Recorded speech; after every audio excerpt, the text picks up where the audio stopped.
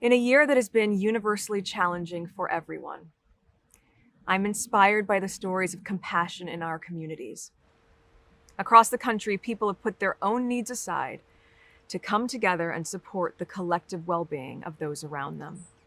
Back in March, the COVID-19 crisis hit hard, and overnight, everything seemed to change. For many families, the impact of the pandemic has been catastrophic, and far too many were faced with a heartbreaking question: how am I going to put food on the table for my family? But in the face of this devastating reality, we also saw the power of the human spirit and the remarkable ways that communities respond in challenging times. We saw the good in people, in our neighbors, and in entire communities coming together to say they would not stand by while our neighbors went hungry. We saw communities standing up and taking action.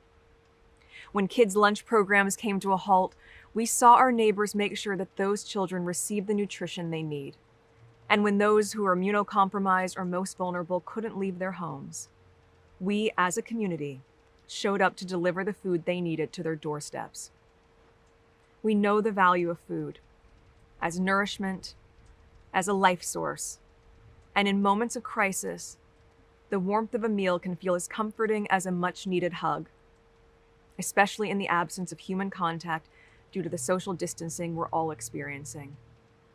These moments reminded so many that they're cared for.